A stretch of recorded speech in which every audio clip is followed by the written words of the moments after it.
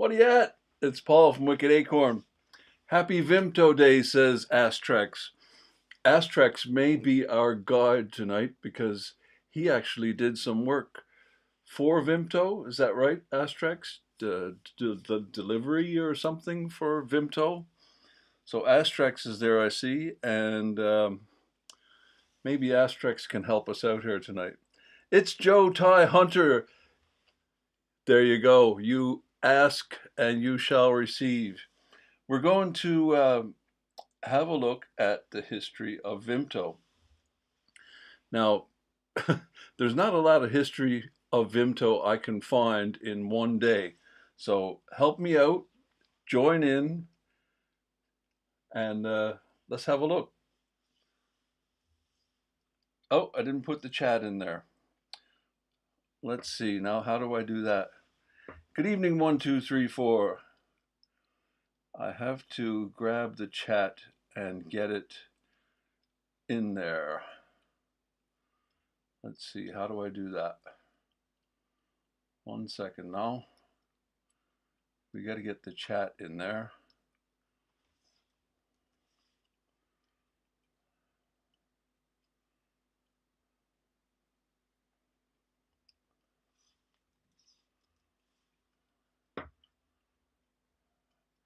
Will that do it?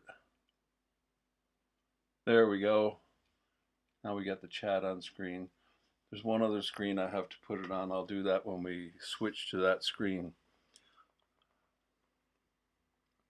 Deliver to their factory when it was in Wythenshawe. So you delivered to them, so you did do work for them indirectly. Did you deliver ingredients? You'll see in a second there are secret ingredients. I didn't know there were secret ingredients in Vimto. Secret ingredients in Vimto. It's like the Kentucky Fried Chicken, the 11 secret herbs and spices. So apparently Vimto has that as well. So let's talk about Vimto with the silent P. All right.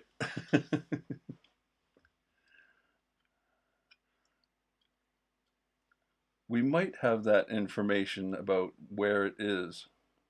He delivered services to them. Okay. So I have to switch screens here because we have a little video. This is a 1962 advert for Vimto. No sound. There is, but it's just a silly sound. Just the sound of a projector or something.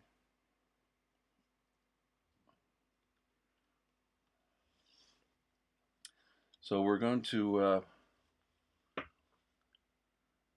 this is back in the good old days, isn't it? Times were a little simpler back in, I think it's 1962, this advert. There's no sound on it though.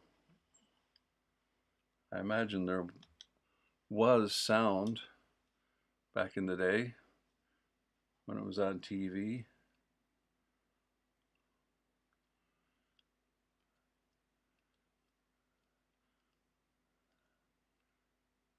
There you go, a nice glass of black juice.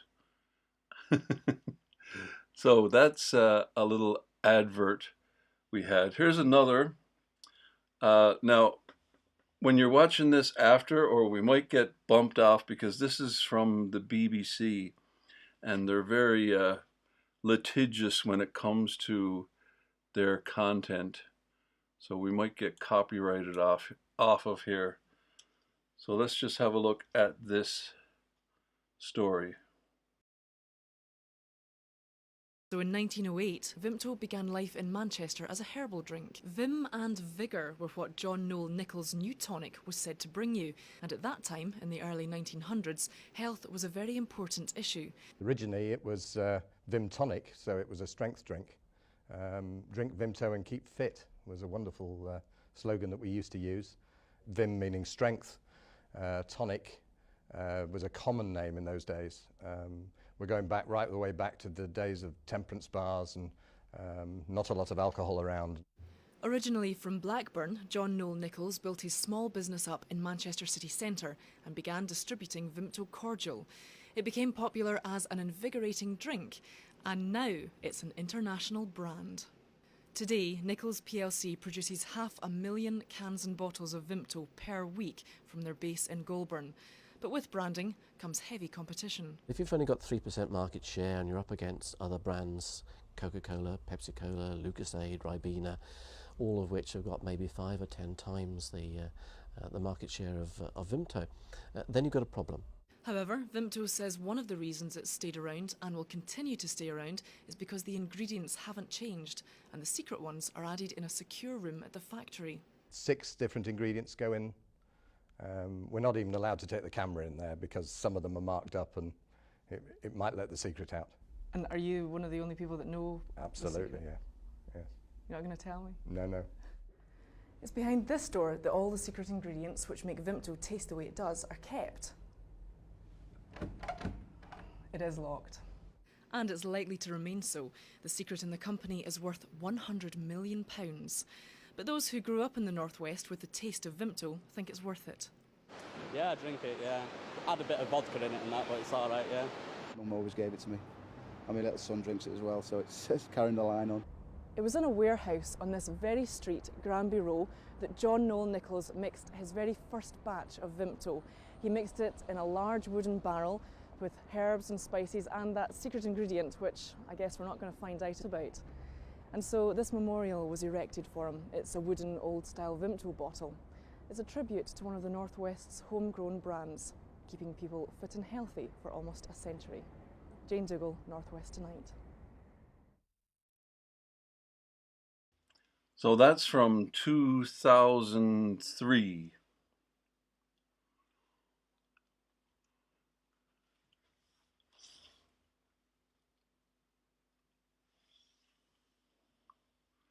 So we got a few more here.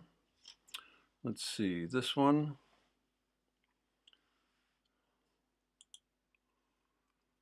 This was the post that Joe shared to me. And we're probably going to hear the same information over and over here. Vimto was created in 1908 at 19 Granby Row in the centre of Manchester by John Noel Nichols of Blackburn, Lancashire, 1883-1966, wholesaler of herbs, spices and medicine. He saw the market opening for soft drinks due to the temperance movement and the passage of the 1908 Licensing Act. It was originally sold under the name of Vim Tonic, which Nichols shortened to Vimto in 1912. Vimto was originally registered as a health tonic or medicine, which was, this is all the same information from the 1990s to 2003. Vimto print advertisements used the cartoon character Purple Ronnie. Now, does anybody know anything about that? It sent me down a rabbit hole. I got listening to Dead Skunk in the Middle of the Road by Loudon Wainwright. That was a blast from the past. Supposed to be a Vietnam War protest song. There are some lovely comments here. I was shocked when it moved to London in '71, it says here. Correct pronunciation, Vimto. We were talking about that the other night with Chicago, adding in those extra consonants.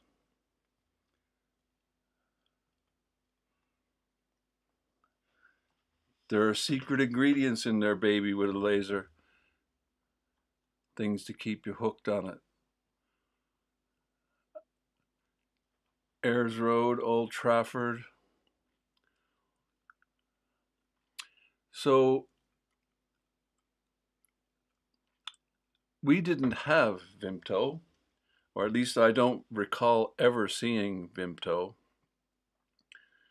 because we have our own version of Vimto in Newfoundland called Purity Syrup.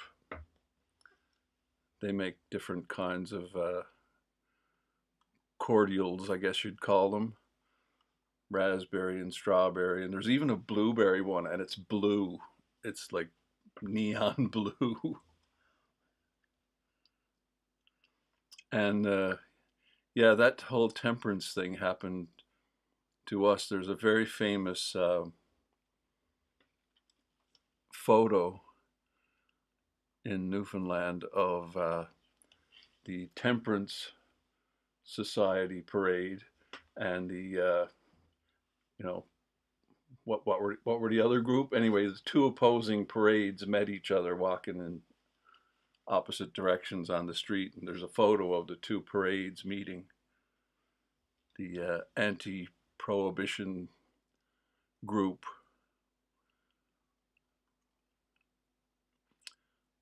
Flippin' love Vimto me. This is a good one too, and that will keep her happy for a while. This is a very interesting post here.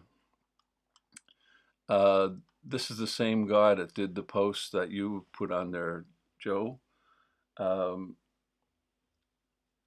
it's about, well, I'll read it to you. And that will keep her happy for a while. Worsley, 1952, give a girl a Vimto and a penguin, and that will keep her happy for a while. Babysitting my little sister at Worsley. Don't let her off those reins. So there's a photo of her. She's got some kind of harness and a bottle of Vimto and I guess a penguin, which I don't know what a penguin is. Must be some kind of chocolate, is it? At this time, Dad had taken a handshake lease with the man who had the key to the small padlocked boat and padlock gate which barred the entrance to the tunnel which ran forever and ever into the hillside at Worsley before ending into that bottomless pit that nobody could see coming and from which no man had ever escaped. With the deal went a pair of keys to these padlocks, not because he needed them for the venture he was about to embark upon, but because he truly was interested in the mechanics of the canal system and also something of an urban explorer.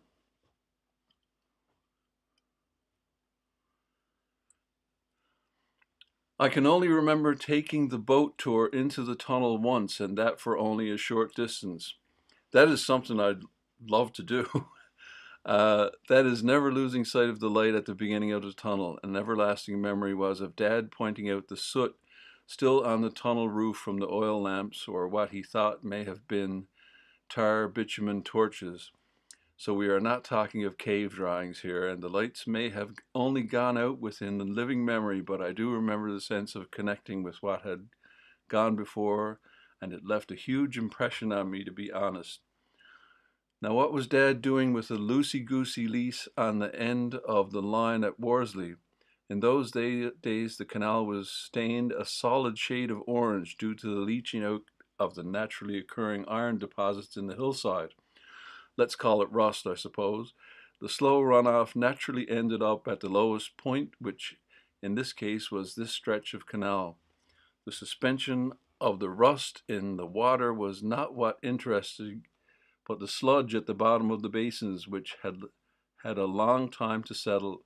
If you think about it, held very rich deposits, and his thinking was that if he could harvest it, dry it out, clean it, then there could be enormous potential for selling the dried out pigment to several industries and not just the paint blenders. Not a bad idea. I hope he's not going to make Vimto out of it in this story.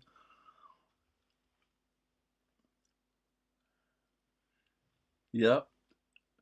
Do you think that might be the secret ingredient, sarsaparilla?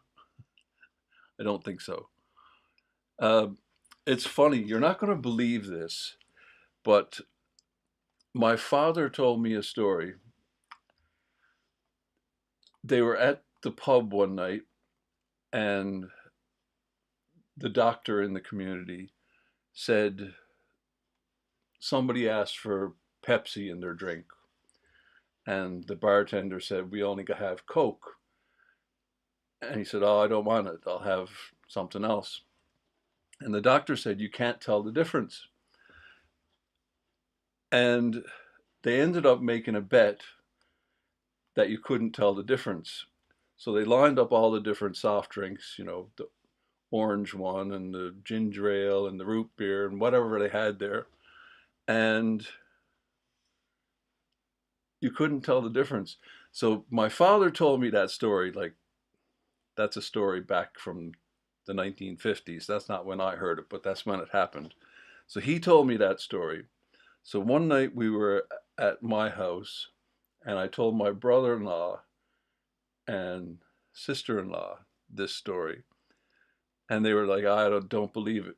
So I went to the shop and bought every tin of drink, one of each of every one, like root beer, ginger ale. There's like grape flavored one, Fresca, you know, whatever was there, about one of each. Brought them back to the house, or whatever I could afford. They were pretty expensive, one can each at a corner store. Brought them back, and we set it up in paper cups, numbered scientifically as we could, and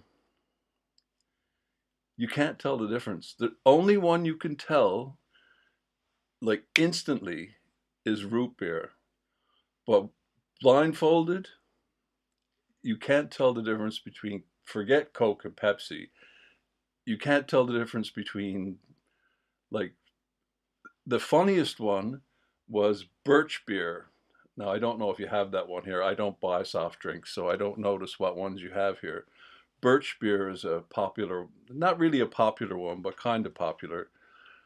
And the brother-in-law took a sip and he went, oh, that's horrible. What's that, right? No, I'm not going to tell you. So when we went through the results, birch beer was his favorite, and that's the one he hated.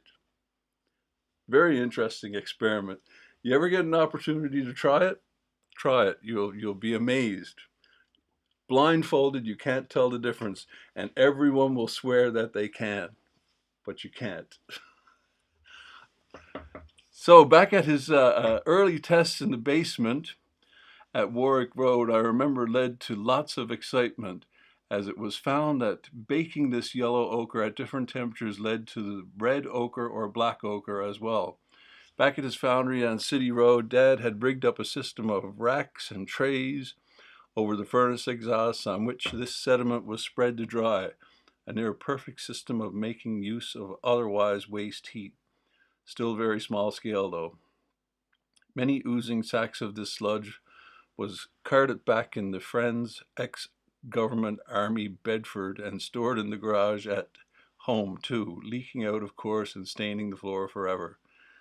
When he chatted about the venture years into my adult life, Dad admitted, if that is the right word, that he should have fully investigated the tonnage that was already being open cast mined and processed globally by major corporations. However, the family jewels were not pawned and much was learned, I guess. Lesson 1, do your homework, but to counter that, none of us would have learned what we did and life would have been a little duller, wouldn't it? I myself had a Darwin moment in the hostile carrot soup of the canal. I saw a fish swimming about the margins, with the largest being no bigger than a small domestic goldfish, along with countless small fry. My friend and I managed to catch several of these fish in various picnic containers and saw that they were in truth orange, just like goldfish. We decanted them into now empty thermos and took them home, where we liberated them into an old aquarium. All had survived the trip, and we watched fascinated as they slowly shed their golden tint and reverted back to type. I also pondered a few years later what on earth the oxygen level was like in the place, and why on earth would anything choose to live there in the first place. A lack of predators, maybe. Mind you, I'm still wondering why birds choose to winter in Canada. Some do, not a lot. They have wings and I'm pretty sure a sense of direction. I have a pretty good idea where I will be heading. These kinds of thoughts may well be triggered by those little fishy in Worsley all those years ago, John. Now I'm wondering where those keys are. So this is I'll show you this photo. So she has the Vimto bottle there. So this photo sparked a debate about whether there was fizzy carbonated Vimto back in the day.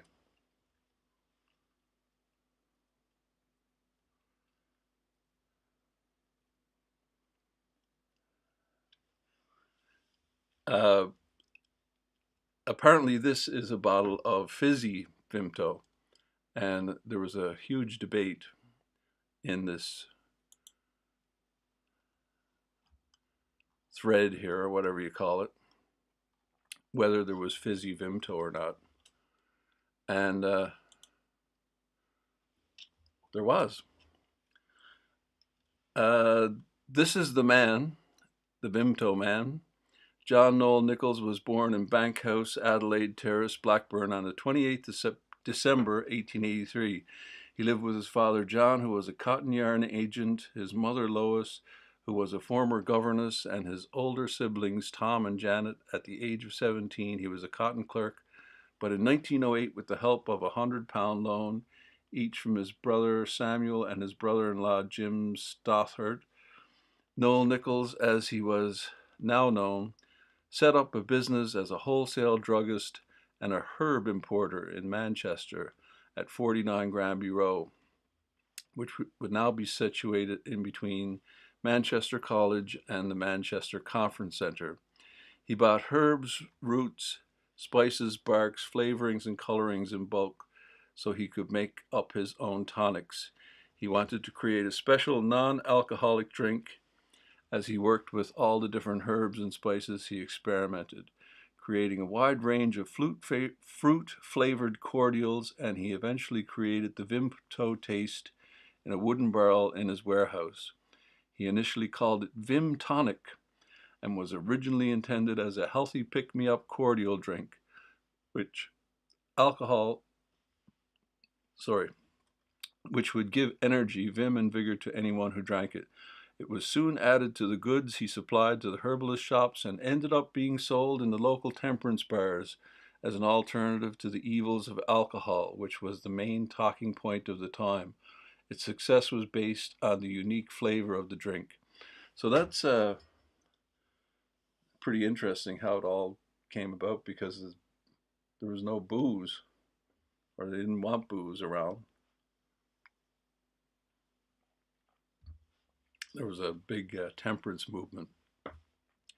Due to the continuing success of the product, Noel eventually moved to the new premises at 203A Chapel Street in Salford, where the excellent rail, canal, and road connections bode well for the quick and easy distribution. On 14th of December 1912, the Vimto name was registered as a trademark in the medicines class, and on February 3rd, 1913, was registered as a beverage for human use, not alcoholic, not aerated, and not medicated. We'll get to the non-aerated. The description of Vimto as a health tonic was continued until legislation changes came into force after World War II. The secret recipe and the brand name have had to be strongly defended over the years, as some rivals attempted to cash in on the success of the drink. As early as 1915, the Burney brothers of Glamorgan were served with a writ for selling an imitation drink called Vimto, and as a result of this, a warning was placed on the bottle labels: beware of many substitutes offered. In March 1913, Noel married his cousin, Nora Drennan, a receptionist at the Great Western Hotel in Paddington, London. After the marriage, she took an active role with her new husband's company, keeping staff records, bookkeeping, and general paperwork.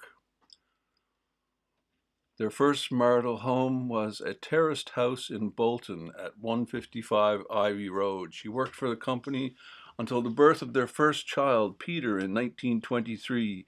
Noel and Nora eventually had another two children, John Noel, named after his father, and Lois. Or is that Louis? They often came into the office and met all the staff and have a look around the factory. The family home was by now a large detached house near Salford, delightfully called the Homestead on Light Oaks Road in Pendleton. Noel now had a chauffeur, Jack Beeman, to take him to work. Business was beginning to take off as shown in the order books for 1916, which still survive today. Mr. Jackson, a herbalist on Entwistle Road in Blackburn, placed an order for Vimto stating he would give it a trial. He quickly wrote back, "I am more than pleased with your Vimto. My customers have just rated me for it, and would you please send me another lot?"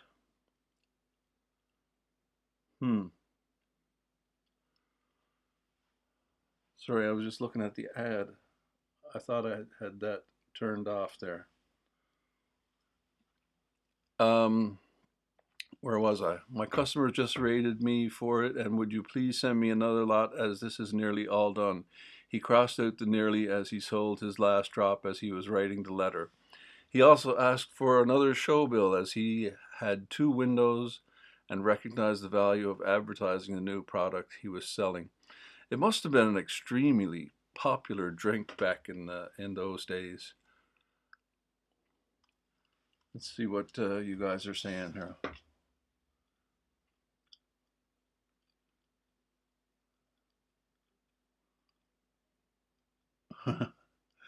Cocaine in the Coca-Cola, yeah, that'll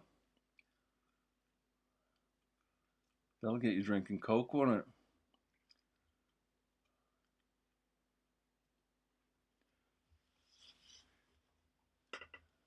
Yeah, we had all those Coke and Pepsi and all those things. There was a whole lot of them, and the plant that made those things was in the town I grew up in, just like, a few hundred yards from where I lived as a kid. Gaydon's was the name of it, and they made Coke and all the Coke products. There was another brand called Keep Cool, cool with a K, Keep Cool, and there was all kinds of them. There was a fizzy orange one and a fizzy purple one. I mean, they had names like orange and grape and new grape and all kinds of funky names, but there was orange and purple. There were really only colors and funky flavors. And they were a lot of fun. Pineapple, there was a pineapple one, which tasted nothing like pineapple, but that's what it was called. It was quite good. I liked it. And lime, there was all different kinds of flavors of these things. So purity syrup, which is exactly the same as Vimto, was that was like the poor man's soft drink. But we would make lollies, ice lollies from purity syrup, which is exactly the same as Vimto. They must have lifted the secret ingredients because it tastes exactly the same to me. By now, production was increasing at a pace, and the need for new premises was paramount. In 1927, the business was moved to the Britannic Works on Ayers Road, Old Trafford in Manchester. The former laundry building was large enough to accommodate the workforce of 32 and a new fleet of delivery trucks. And Astrex was one of those delivery trucks, was he? Which were emblazoned with the Vimto name. The Vimto name was also printed on the chimney which towered over the landscape. So this is all stuff that none of us would remember. Even at the outbreak of World War II, could not stop the popularity of Vimto. They kept going through the war. It's interesting. I was looking at a story a while ago about what's the orange one?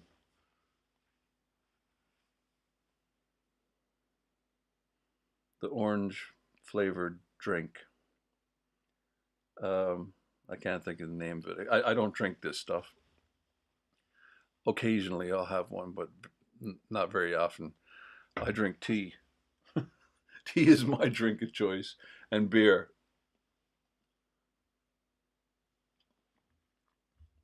But oh damn, I wish I could remember the name of that orange drink. No, not Tango. Um, can't remember. Not, it's a fizzy drink. Anyway, um, I saw a story a while ago. Anyway, Hitler loved it. Hitler loved this orange fizzy drink that is here in this country. I imagine it started here in Britain, and they set up their own plant making this orange stuff. Can't remember the name of it.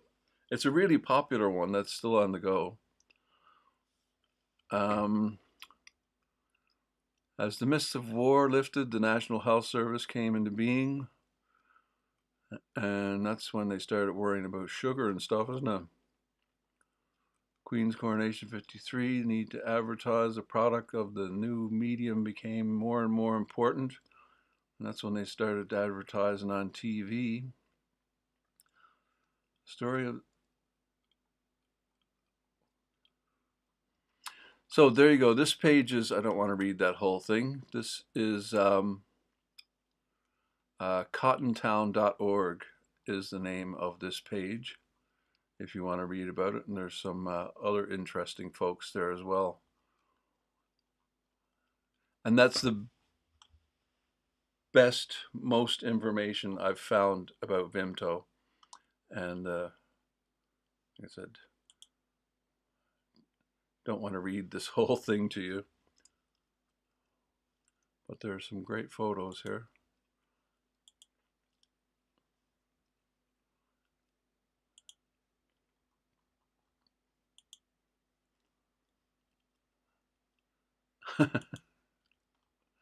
So this is the man here in his, do they say what kind of car it is?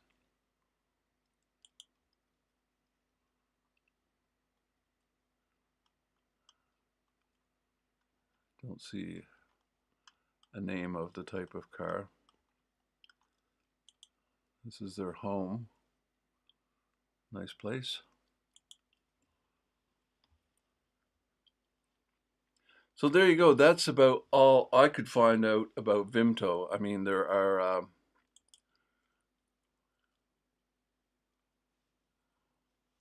oh, where's the other one I had?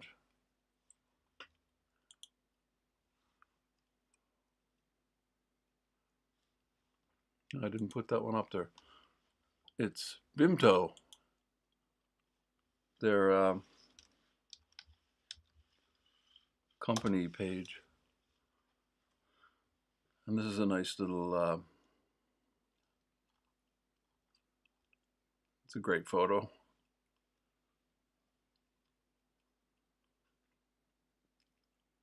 Huge barrels. Do you guys, I'm sure you do, but are you aware of any of the different names on these different sizes of barrels? I won't say any.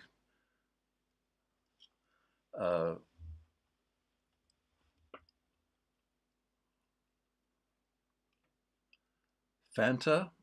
I think it's Fanta. Benny Bag Schlap.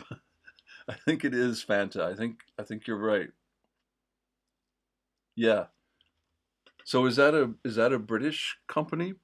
Anyway, Hitler loved it so much that they started up a Fanta plant in Germany because when, things started getting ugly, they were worried they wouldn't have Fanta. So Fanta was the big drink of the German soldiers in World War II, apparently. Um, what a fantastic place! It looks like a laboratory over here. They got a nice little history on the Vimto site. I'll go through it quickly here.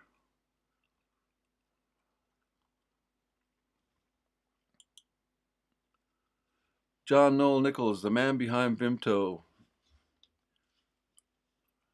That's too fast for me to read.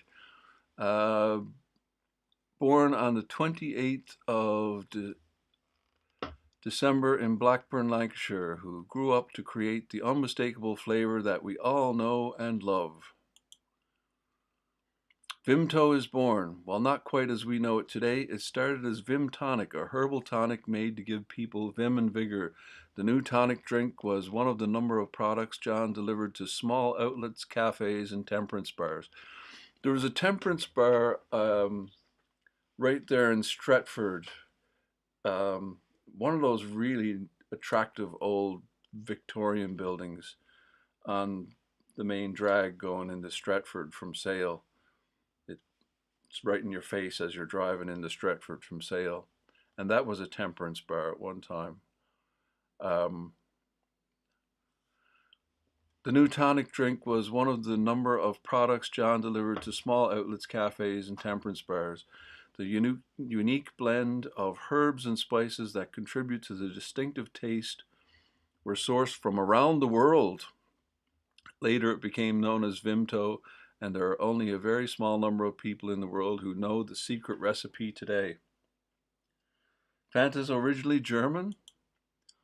We're going to have to look that up now. I should switch to this other one.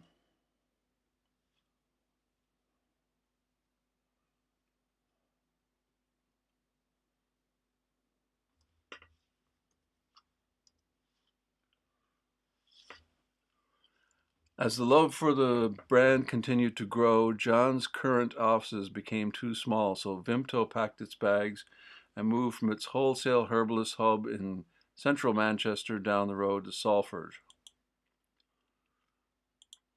Let's have a look at that photo. Can we see that any better? J.N. Nichols and Company manufacturing chemists. It does look like a chemist's shop. Vimto's first holiday. The Vimto trademark was registered in British Guyana and the company's international division began. Vimto was proud to now be known as an international brand. So here's the fizzy Vimto. The same unmistakable Vimto taste sensation, but now bursting with berry-infused bubbles, was born. Vimto was going from strength to strength, adding even more excitement to the range. So that was 1920, and apparently it never went out of production. So there's always been fizzy Vimto. We never had fizzy purity syrup. It was only the cordials. Exporting internationally. After John's friend Richard Goodsir took a few Vimto bottles to India for the local bottling firm to sample, the British troops from the Northwest regiments immediately welcomed the taste as a memory of home. But it wasn't just the British troops who welcomed Vimto into India, as it quickly became a local favorite and went on to become the first international country to receive Vimto concentrate from a local production. You mean it's not concentrate?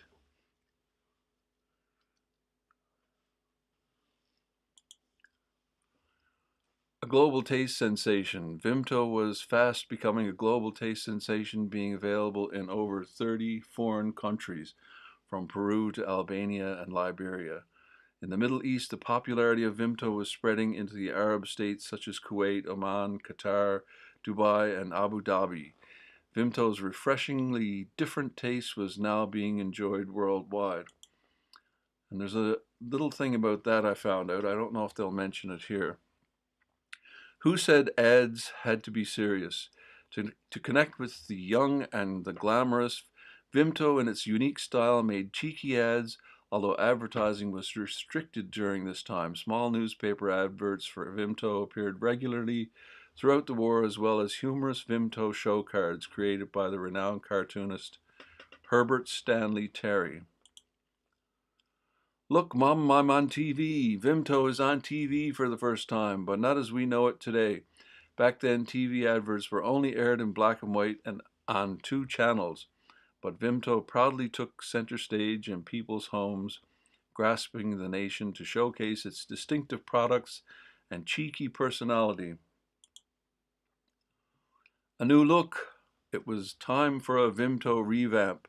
Red and white and blue became the new brand colors, a brand that is proud to be British.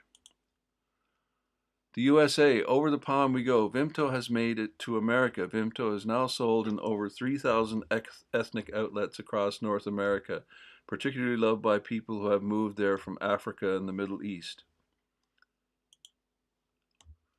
Moving on up, further brand growth meant relocating again to an even larger premises with a shiny new factory too. This time Vimto moved to Wythenshawe, South Manchester, where a fancy new Vimto bottling line was installed.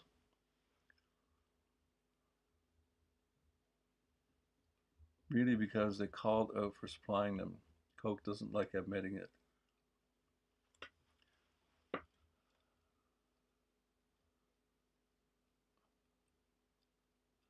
I don't understand what you're saying. Just checked. It says Fanta was invented because the syrup was hard to come by during the war. It was really because they called out for supplying them. Coke doesn't like admitting. You mean Coke was supplying the Germans? Anyway, I watched a video about this a while ago. Apparently, Hitler was very into Fanta. Pretty sure it was Fanta. So there was one in Wythenshawe. Max the mascot. In addition to the British heritage striped colors of blue, red, and white on our products, Max the British Bulldog was also added to our branding. He even appeared in a few TV ads where he was the star of the show.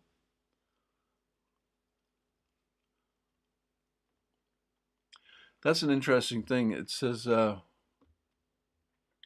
contains fruit juice and vitamin C.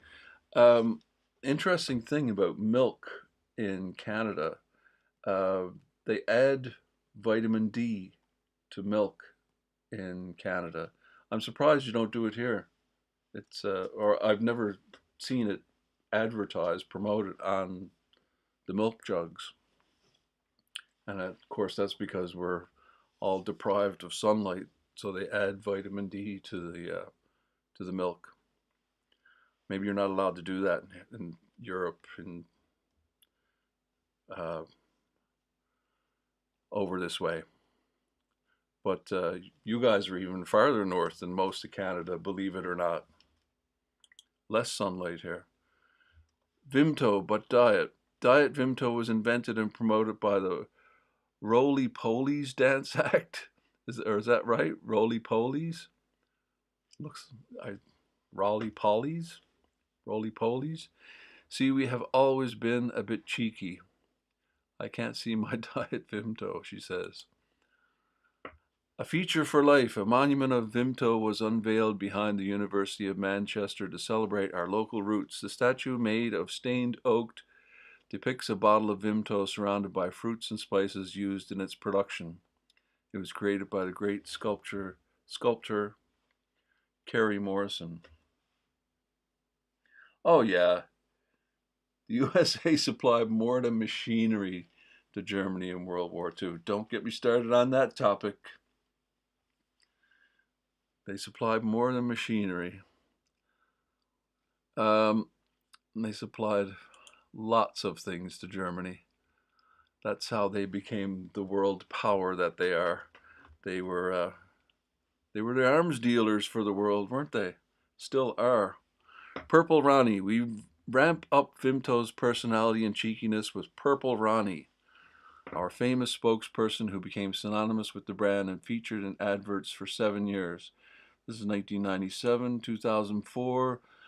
Disco Vimto. Matt Lucas gifts our ears with a Vimto version of the famous disco song for our news advert, VIMTO. Catchy or what? We can hear you singing it yourselves now. I don't know if that's how it went. I automatically went to... There's a funny picture I'll show you in a second. You've been drunk on Vimto, have you? How many fingers do you put in your... Do you do that measurement, fingers, when you're talking about shots of booze? when you're filling up a glass. You know, how much do you want in it? 2 fingers, 3 fingers? A cheeky advert involving some giant pants graces our TV screens and once again captures the nation's hearts and minds. The catchy tune could often be heard across school playgrounds of the UK. 100 years. We celebrated our 100th birthday, 100 years old.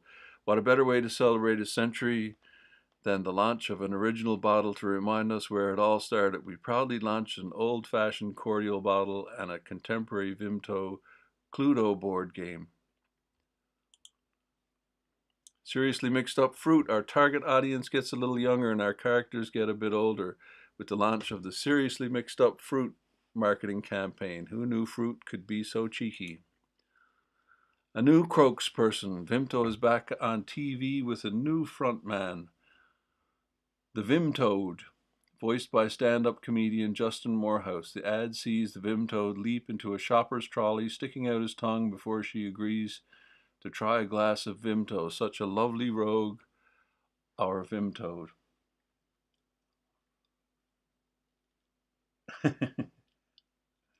Vimto is port. Cheeky Vimto is port and blue. WKD. It tastes exactly the same as Vimto. Chilled out. New frozen Vimto launches for the first time, delivering the ultimate taste experience. It doesn't get more refreshingly different than this. Water with a twist. Just when you thought it couldn't get any better, Vimto expands into water with new Vimto 2.0. See what we did there? Very clever, isn't it? Yeah.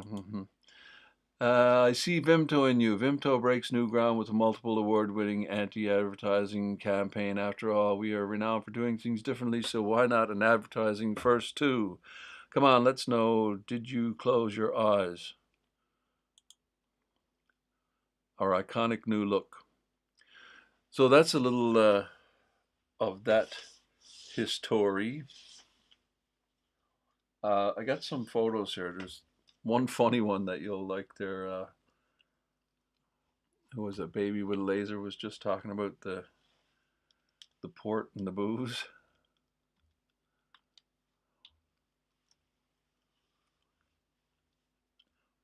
So I got to.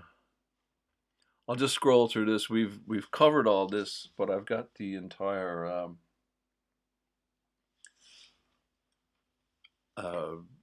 Wikipedia article here, which basically just says the whole same thing that we've already covered, with the exception of one, which I'll get to. There is kind of a silent P in there, and some people really do put the P in there, don't they? It's an early ad there, and an early bottle label, I think. That was some campaign they had in the city center there a while ago, I think.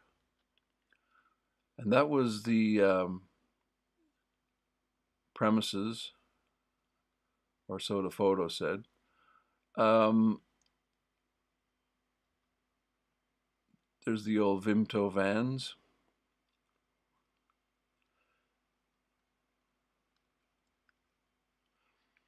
And you can see what a difference from the 2003 video we saw, when it looked like black, dark wood, all painted up.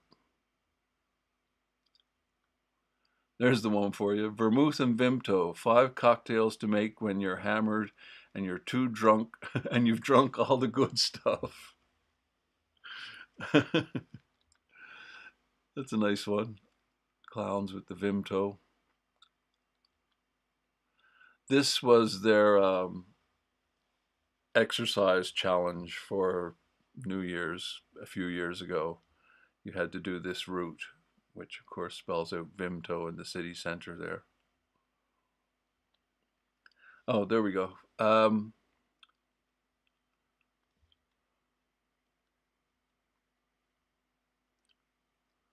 So yeah, it's become really popular in the Arabian Peninsula. Vimto has had over 80 years of dominance as the beverage of choice for the iftar or sunset feast during the Islamic holy fasting month of Ramadan.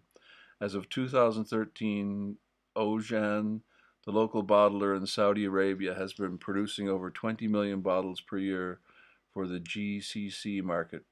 An article in the Sunday Times mentioned some 15 million bottles were sold during the 1 month season in 2007.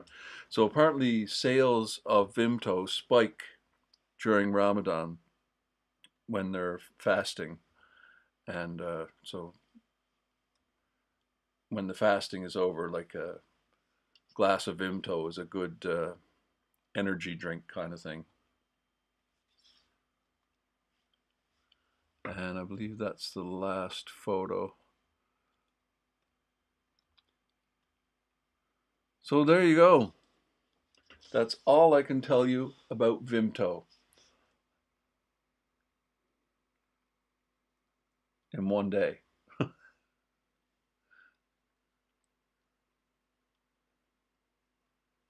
Just looking at your comments here. Cheeky Vimto, I like that.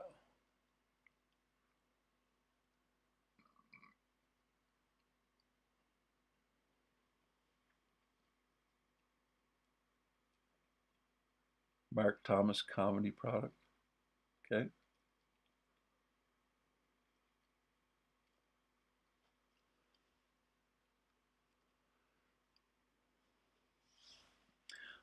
I'm just going to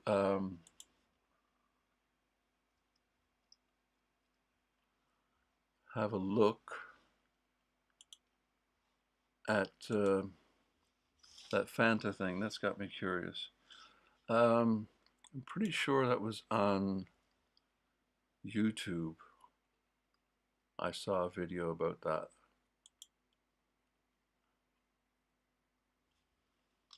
Fanta, Germany, World War II. Try that. Why Coca-Cola invented Fanta in Nazi Germany.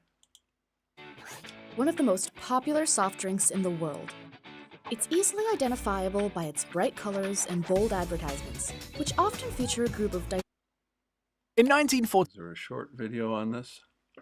so many supplements. This is a story I've heard about, but I want to ask you: is there?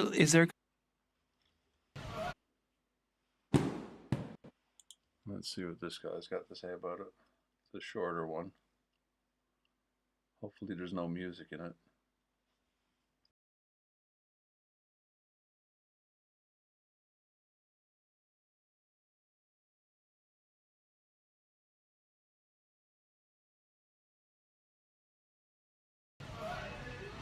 Hello YouTube, this is Al once again, coming to you from Kindred Souls of Brooklyn, and with a quick little story here, one that a lot of people don't know, the story of Fanta soda.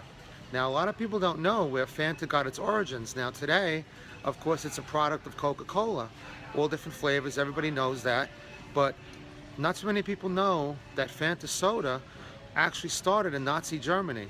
Now, one of the big differences between Coke and Pepsi throughout the years, even way back into the 30s and 40s, was that when Coke and Pepsi were establishing their reigns all around the country, all around the world, the difference was Coca-Cola would actually send the syrup over as opposed to sending it in bottles like the Pepsi was doing. Because Coke was a little smarter with that. They realized that by sending just the syrup, it was a lot lighter and a lot easier to send that over. And then they would just add the water in whatever place where they were making it. So basically when World War II broke out, of course we had an embargo against Nazi Germany, and guess what? Nazi Germany didn't get any Coca-Cola syrup over there. So, but there was a bottling company there, and the owner of the bottling company in Germany said to himself, you know, I have a bottling company, I have the bottles, I have lots of ingredients over here in Germany, maybe I could just make my own soda. So he went out and he found all kinds of fruit drinks and fruit, you know, all the oranges and all the grapes and all the things that were available in Germany. And he turned out and he made up all this soda. And essentially, though, after the war was over, Coca-Cola came in, a lot of American companies went back in there, and they said, hey, this is not a bad idea. We like this idea of what you've done, and we think we want to buy it. So basically, that's where Fanta was born. So there's a lot of companies out there that have a lot of strange origins. That's Fanta's strange origin. No discouragement to buy it. That's not what this video is about. But because I love history, had to pass that one along. So enjoy. Have a great day. Please hit play button. I appreciate you doing that. If you haven't already subscribed, please subscribe. And thank you again. Here's to you for tuning in to Kindred Souls of Brooklyn. Thank you very much.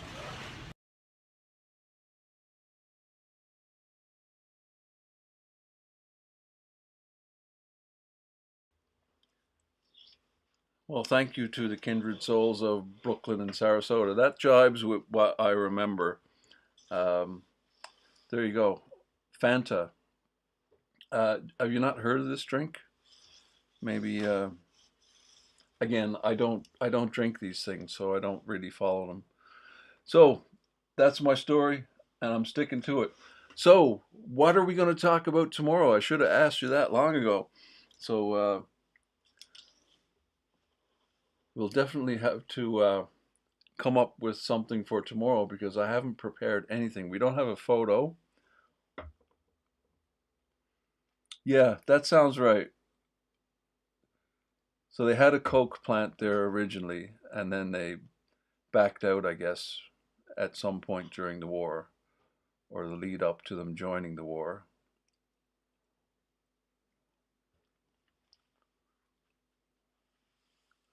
I've heard people talk about Lucozade, drinking Lucozade when they were sick. That's another difference. We say sick, ill, and sick are synonymous to us.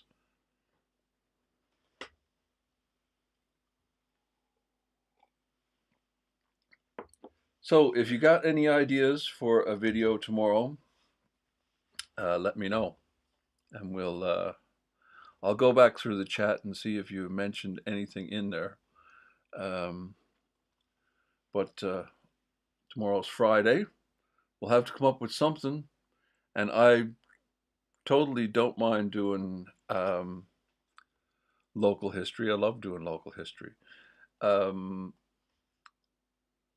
to get this live stream working better. We had, yeah, sick means vomiting here. And I saw that was a funny one I never noticed, which Vimto is an anagram of vomit. That's funny. So put your thinking caps on, leave a comment. I'm going to go get supper ready, tea, and we'll see you in the next one.